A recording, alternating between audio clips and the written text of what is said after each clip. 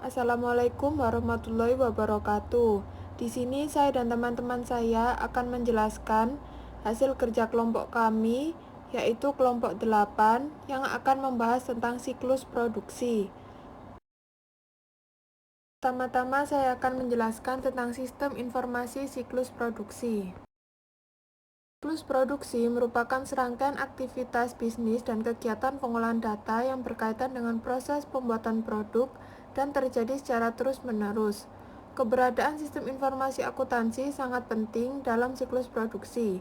Dengan sistem informasi akuntansi membantu menghasilkan informasi biaya yang tepat dan waktu kerja yang jelas. Siklus produksi terdiri dari semua kegiatan yang berkaitan dengan konversi bahan baku menjadi barang jadi.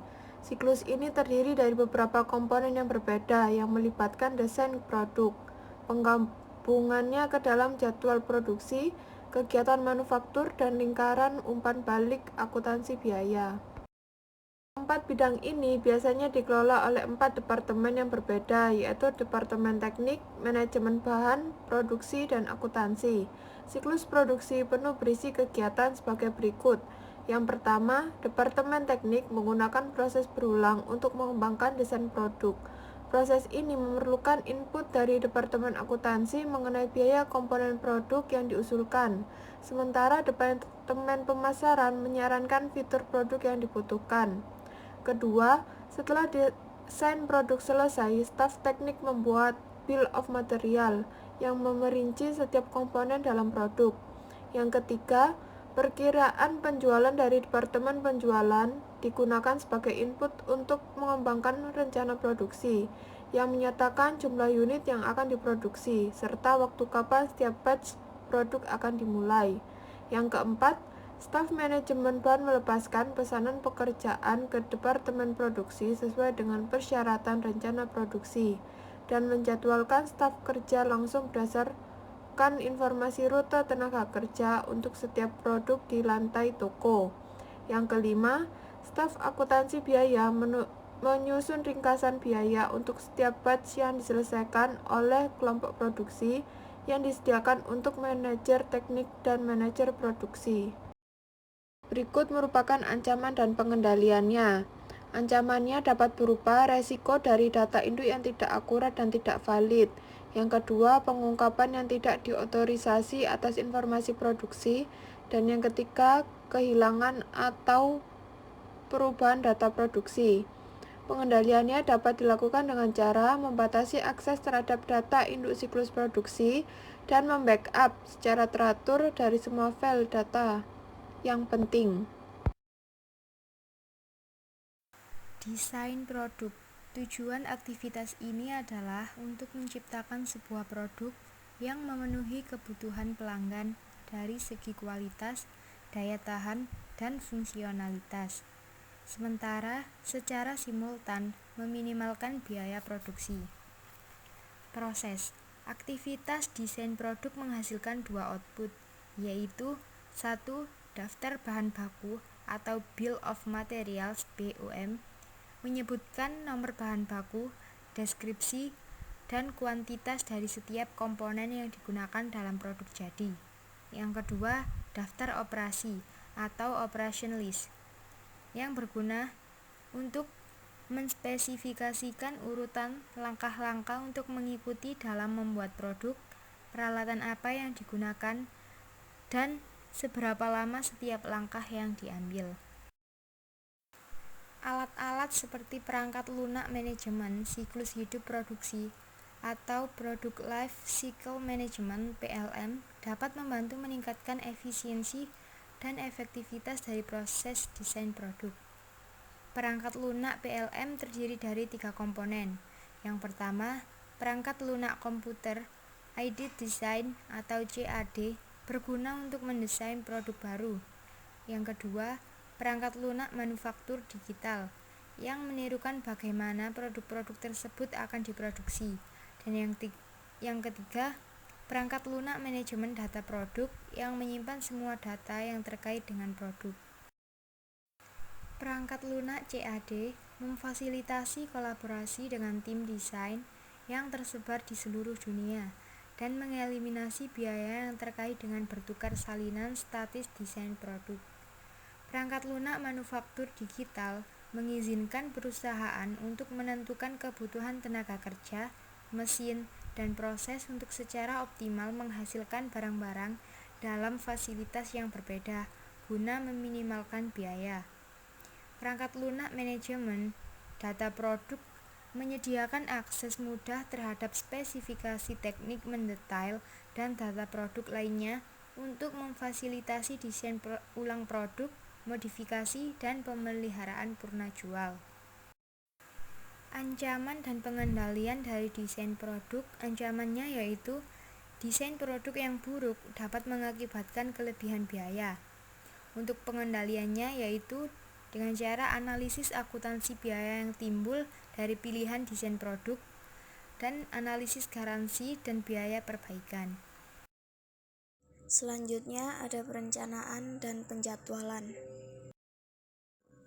Langkah kedua dalam siklus produksi adalah perencanaan dan penjadwalan, yang bertujuan untuk mengembangkan rencana produksi yang cukup efisien dan untuk memenuhi pesanan yang ada dan mengantisipasi permintaan jangka pendek sekaligus meminimalkan persediaan bahan baku dan barang jadi.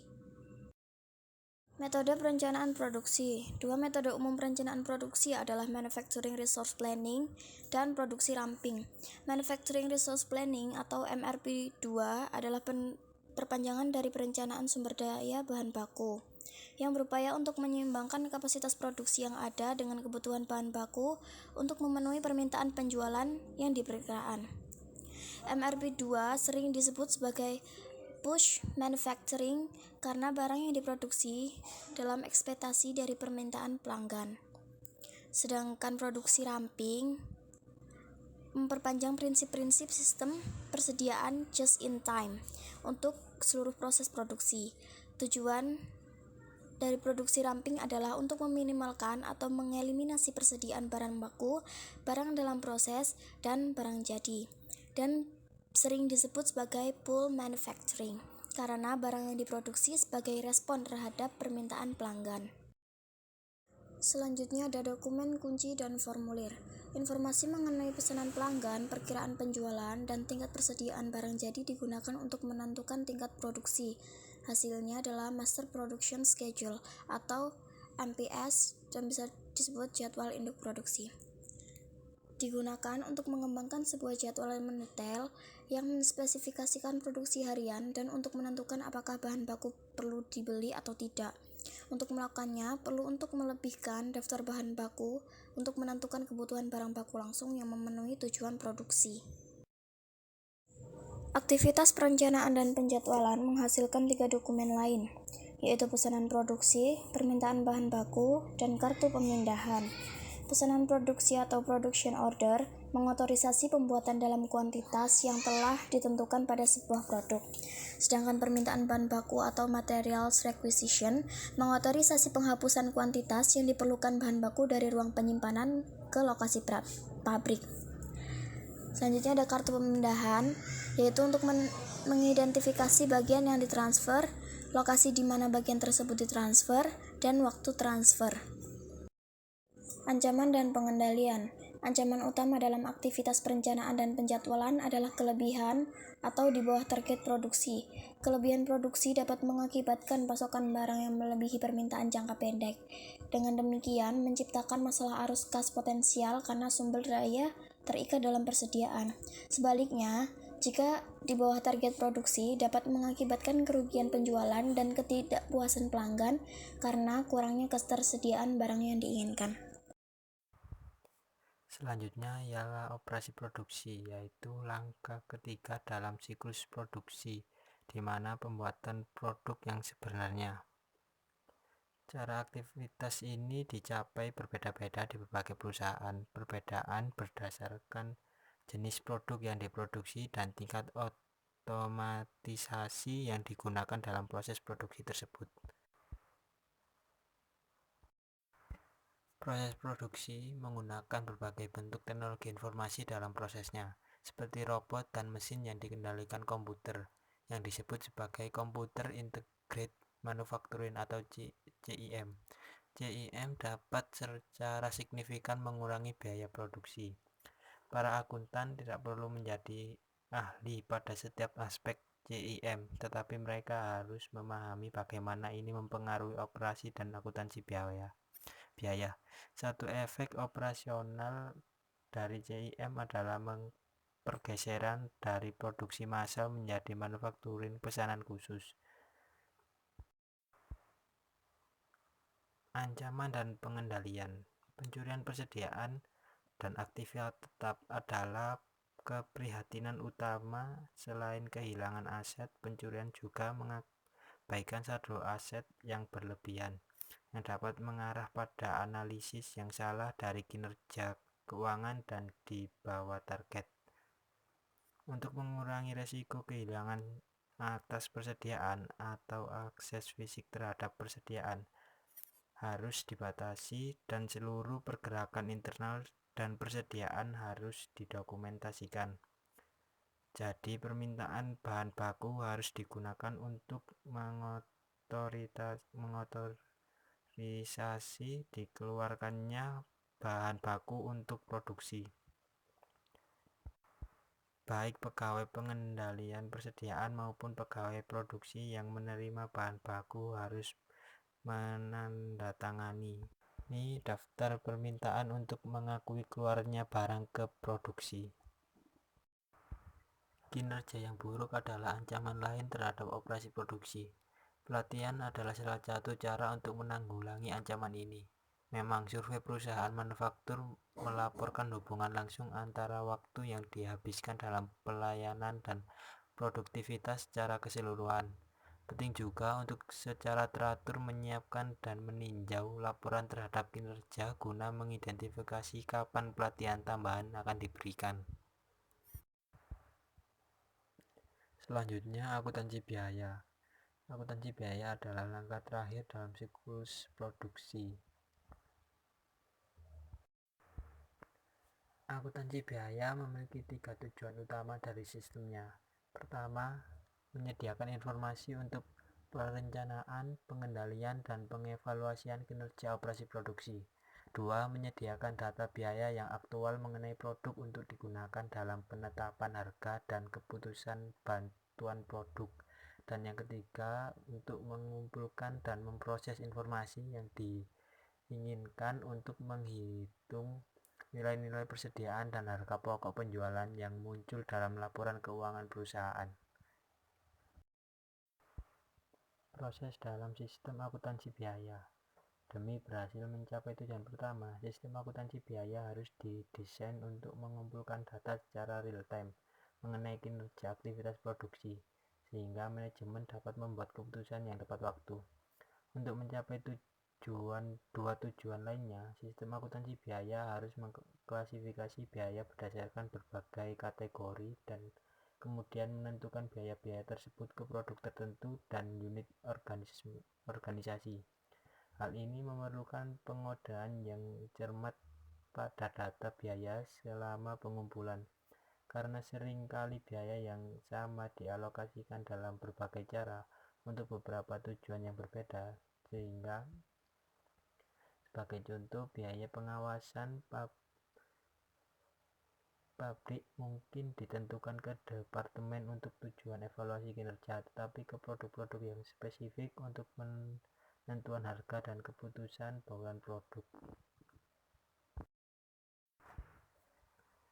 Data penggunaan bahan baku. Ketika produksi dimulai, penerbitan permintaan bahan baku memicu debit barang dalam proses untuk bahan baku yang dikirim ke produksi. Jika bahan baku tambahan diperlukan, debit yang lain dibuat untuk barang dalam proses. Sebaliknya, barang dalam proses dikredit untuk bahan baku yang tidak digunakan dan dikembalikan ke persediaan. Selanjutnya, biaya tenaga kerja langsung. Di masa lalu, AOE dan para produsen lainnya menggunakan dokumen kertas yang disebut kartu jam kerja untuk mengumpulkan data mengenai aktivitas tenaga kerja. Dokumen ini mencatat jumlah waktu seorang pekerja yang digunakan untuk setiap tugas pekerjaan tertentu. Sekarang, para pekerja memasukkan data ini menggunakan terminal online di setiap stasiun kerja pabrik. Untuk lebih meningkatkan efisiensi dalam proses ini, AOE sedang mempertimbangkan untuk beralih ke kartu identitas berkode yang akan digesek para pekerja ke alat pembaca kartu atau memindai kode batang untuk mengotomatisasi pengumpulan data yang dapat menjadi signifikan. Selanjutnya, penggunaan mesin dan peralatan. Ketika perusahaan mengimplementasikan CIM untuk mengotomatiskan proses produksi, proporsi yang lebih besar dari biaya produksi yang terkait dengan mesin dan peralatan yang digunakan untuk membuat produk tersebut. Data mengenai penggunaan mesin dan peralatan dikumpulkan di setiap tahap proses produksi, seringkali bersamaan dengan data mengenai biaya tenaga kerja. Sebagai contoh, ketika para pekerja mencatat aktivitas mereka di sebuah stasiun kerja tertentu, sistem tersebut juga dapat mencatat informasi yang mengidentifikasi mesin dan peralatan yang digunakan dan durasi penggunaannya. Selanjutnya, biaya overhead pabrik. Biaya pabrik yang biasanya secara ekonomis tidak layak untuk melacak langsung terhadap pekerjaan atau proses tertentu yang disebut overhead pabrik. Contohnya termasuk biaya penggunaan air, listrik, dan utilitas lainnya, perlengkapan lain-lain, sewa, asuransi, dan pajak properti bagi pabrik, serta gaji penyelia pabrik. Sebagian besar dari biaya-biaya ini dikumpulkan dengan sistem informasi siklus pengeluaran, dengan mengecualikan gaji penyelia yang diproses oleh sistem informasi siklus sumber daya manusia. Ancaman dan pengendalian. Prosedur pengendalian terbaik untuk memastikan bahwa entry data akurat adalah untuk mengotomatisasi pengumpulan data menggunakan teknologi RFID, memindai kode batang, alat pembaca kartu, dan perangkat lainnya. Saat hal itu tidak layak, terminal online harus digunakan untuk entry data yang harus menggunakan berbagai pengendalian edit entry data yang didiskusikan sebelumnya. Seperti contoh, digit check dan verifikasi closed loop harus digunakan untuk memastikan bahwa informasi mengenai bahan baku yang digunakan, operasi yang dijalankan, dan nomor pegawai yang dimaksudkan dengan benar. Pengecekan validitas seperti membandingkan nomor bagian dari bahan baku dengan nomor yang tercantum dalam file daftar bahan baku memberikan jaminan lebih lanjut atas ketepatan. Pada akhirnya, untuk memverifikasi ketepatan dari catatan database, perhitungan persediaan fisik secara periodik dan aktiva tetap harus dibuat dan dibandingkan dengan kuantitas tercatat.